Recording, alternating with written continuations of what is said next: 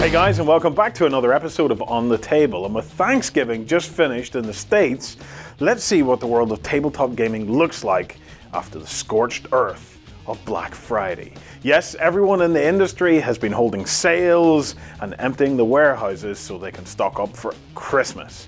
So what's been on offer? Well, we're going to take a look. Remember, you can get all the latest and greatest on the tabletop gaming industry over at our website at www.beastof.war.com, or you can get the highlights sent to you via Twitter, Facebook, and you can even get a load of videos on YouTube. And right now, yes, we're also available on iTunes.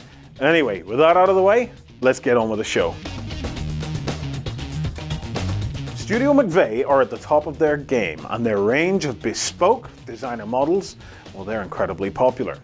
Azumi is the latest limited edition release to hit the shelves, and she is a fantastic looking Japanese warrior, or warriorette. Anyway, she's perfect for a fantasy game or even some Japanese themed sci-fi. However, as a limited edition, you might want to reserve this model for the best paint job you could muster. So don't forget, you can get some extra hints, tips and tutorials on our show 3 Colors Up, and of course 3 Colors Up tips on Backstage. So there'd be no reason for you to be intimidated by a model of this standard. And if limited editions just aren't your thing, then Studio McVey also produce a range of sci-fi miniatures called Sedition Wars. These are still very high quality, but they're perhaps just a little less intimidating than Azumi.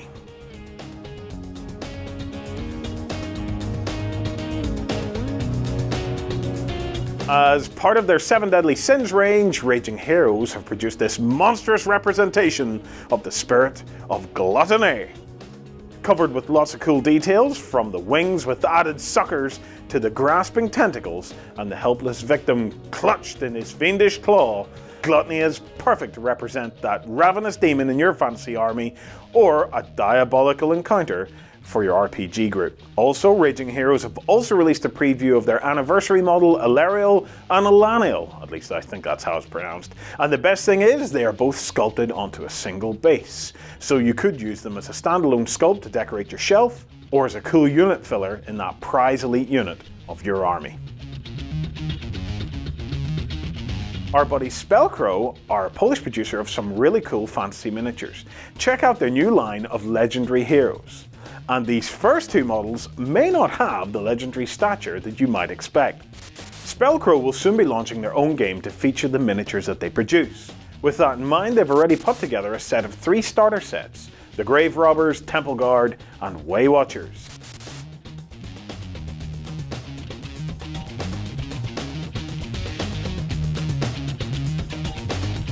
The crew here at Beasts of War have been running an entire week of heavy gear to coincide with the launch of the new cool Field Guide from DreamPod 9 Games. Yes, to the rest of us, a Field Guide is like an army book, or a codex, or a faction, but it's called a Field Guide. We've filmed an extensive how to play video and even created a cool terrain table featuring some of the new heavy gear modular terrain, and of course some of those ominous looking stone heads. So let's check out some of these latest models for New Cole, Port Arthur Corp, and the Humanist Coalition. And if that wasn't enough, if you check out the DreamPod 9 Facebook page, you can win an entire starter army for your favorite heavy gear faction by just liking them. So if you're looking for a brand new gaming experience, this might just be it. So why not come on over and check out the Heavy Gear Hub over at beastofwar.com, where you'll be able to find all the launch week coverage and news about what's hot in the world of heavy gear. Privateer Press have launched their new rulebook for their game of fantasy combat, Hordes. Hordes Domination has been a big hit amongst the fans, and we at Beasts of War have been showing a series of videos on each of the new additions to the Hordes factions. The chief additions to the game's arsenal have been the new battle engine models. And if you're curious to find out about these bad boys, you can find out what our reviewers think of them by checking out the Hordes Hub over at the Beasts of War website. Privateer have also released a special bundle deal for each of the factions in Hordes and War Machine that'll kickstart new players with a 35-point army. This is a great way to start or expand your collection, and we're hoping to have more news and reviews on the contents of these bundles very soon. Beasts of War are going truly international. Our US correspondent Adam has set up a brand new studio for us and is going to be giving us the American perspective on tabletop gaming as it stands, well, across the pond. Adam will be giving you the lowdown on some of the best games in the US and covering some of those more specialised games that we just don't get to see here in the UK. We've got the first few videos up on our website and we're planning many more, so if you want a different perspective on your favourite game, why not drop Adam a message on our message board and let's see if we can get the gaming started. 1650 is a miniature skirmish game based in the port of Yzbilia. At least that's how I believe it's pronounced. The game revolves around the struggle between the old regime and the new order as each vies for control while other factions try to seize their own slice of power during all of this anarchy. The game is historically based and sports some of the finest miniatures we have seen in a very long time. We've yet to get in depth in this game ourselves, but a cursory glance at the rulebook, which is available for free in English from the company's website, looks to be a fast-paced game with some very cool options, like cards that describe various maneuvers that can be used in battle to press the advantage against the enemy. Cool Mini or Not is a great website to get some inspiration for painting. The guys over there really know how to make a model look fantastic. But did you know that they also sell fantastic limited edition miniatures? Check out this latest model, the Frightmare. Cool Mini or Not's range of limited editions are ultimately suitable for the dedicated painter or collector, and they are also a great source of some of those hard to find miniatures. Anyway, take a look at their current limited editions that are still in stock.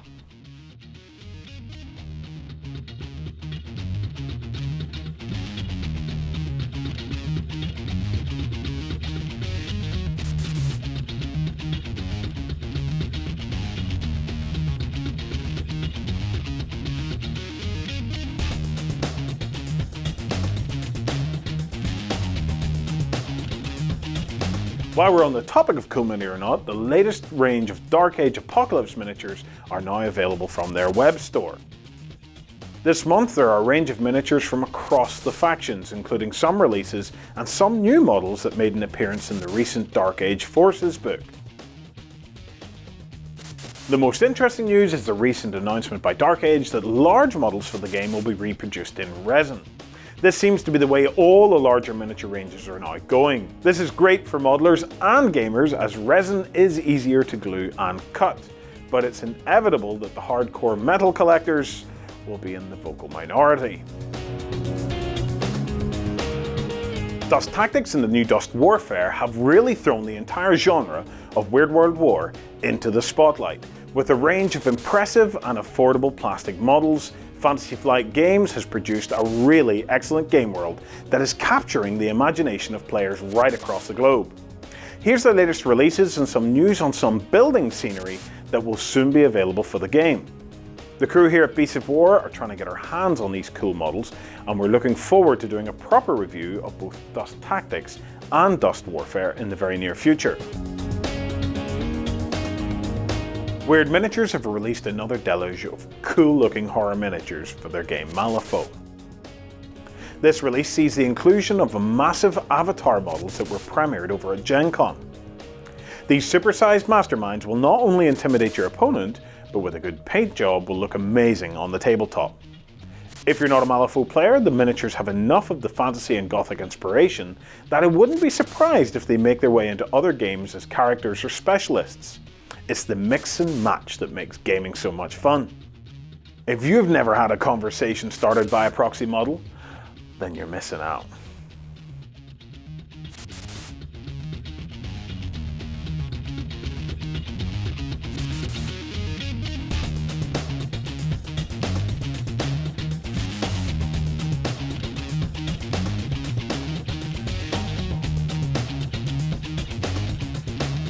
Every tabletop in the world deserves to have some really cool terrain on it, but we don't all have the time to make and paint terrain, as well as all those multitudes of toy soldiers that we have covering our kitchen tables. Well, have a look at these pre-painted ruins from Manor House Workshop. There are a few manufacturers that produce pre-painted terrain, Gale Force 9 being another. With the hectic work lives that many gamers lead, it's surprising that there just aren't more. Anyway, we're always interested in hearing more about pre-painted terrain manufacturers. So if you know of any, or you are a manufacturer and you want to get in touch with us, why not send the details of your product to news@beastsofwar.com.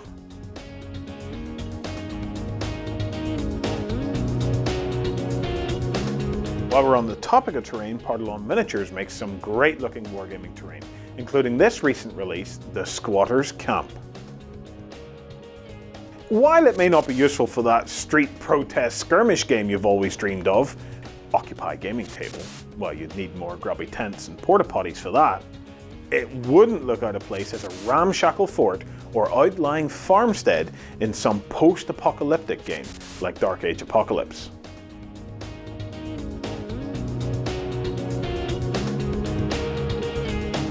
Defiance Games has been teasing us with their concept art and images of their molds for quite some time, but now we finally get to see their first foray into the world of plastic sci-fi miniatures. These are the US Marine Corps troops for the American faction of their Alien War range.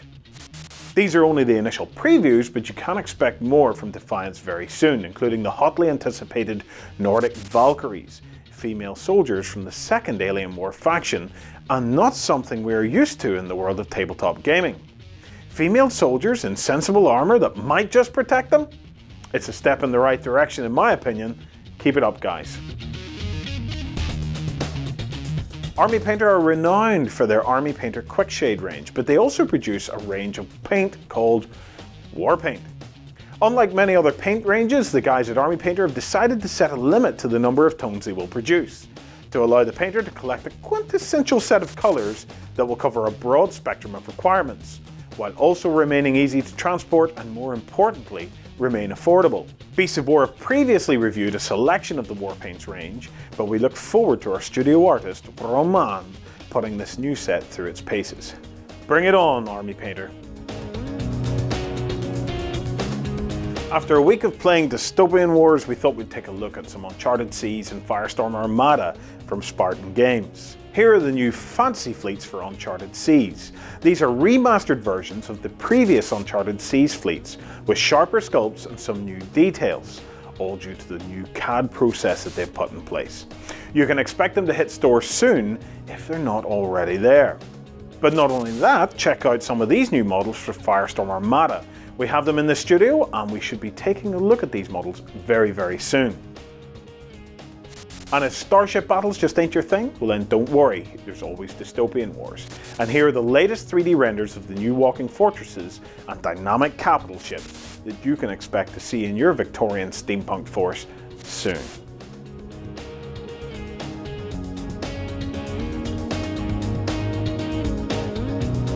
Do you spend your time making army lists? Do you love to discuss the tactics and nuances of building a force with your friends? Do you think you've made an unbeatable army list for your favourite game? Well, we have just the show for you. Enlisted. The crew at Beasts of War discussed the up-to-the-minute tournament lists for 40k, Infinity, Dark Age, Heavy Gear, well, just about any game you care to mention.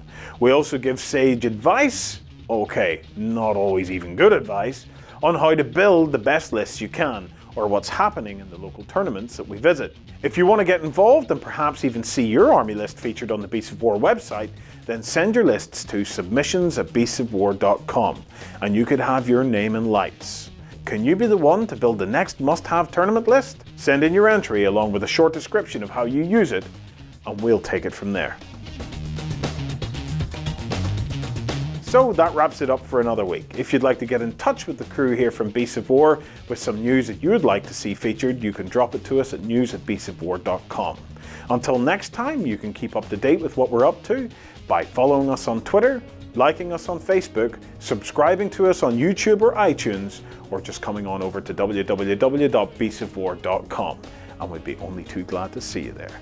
Until next time, you have been watching On the Table.